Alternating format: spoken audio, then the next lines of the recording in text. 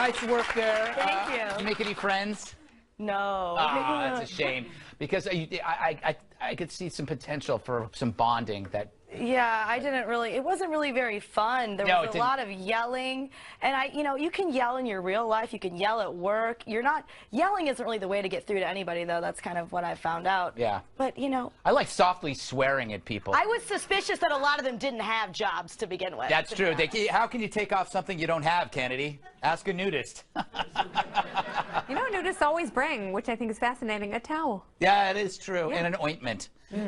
What did you make of this whole thing? I love the guy at Men's Warehouse who was just answering a question. She told him to stop interrupting her. Yes. But the march in general, the day off, what do you make of it? I think it's goofy, and it promotes victimization and separatization, and it doesn't honor the right of the individual to complete the tasks that are implicit within them, and the greatness that shines forth from every human being, regardless of gender or sexuality. Nice. Tyrus, imagine you being in a relationship. Yeah, if you're. What's your problem? What if you took it? How would your relationship with a woman be if you decided to take the day off? They would be laughing at you. Typically, would be the way it always is: nag, nag, nag, complain, complain. Listen, you know, me and my buddies always kind of curious, like what killed chivalry. Yeah. The girls at that march did. So, you know, I just thought it was funny because for me, I was excited about it, you know, because I thought, wow, a day without women, I can do what I want to do. Right, you know what I mean? And I was like, they're going to be all protesting and wanting to equal the stuff they already have, and I was just gonna like have a giant bowl of Captain Crunch and have my friends over, and we were gonna watch ESPN and have Playboy magazines out. We're just gonna have a guys' day bathrobe. No Playboy magazines without Don't interrupt me, you're not supposed to be here on Women's Day. And all that happened was my phone kept ringing, and I'm like, hey, it's Day Without a Woman, why are you calling me? Stop texting me, leave me alone. And it didn't work out like that. I went to my favorite restaurant, same mean waitress was there. Like, why are you here? Go outside and be free. Yes. Let us hang out. I was gonna cook myself. We were gonna have omelets with brownies, whatever we wanted to do. It was our day, technically, and it didn't happen. I felt like Al Bundy and Ma'am, and Peg just walked in and just ruined everything.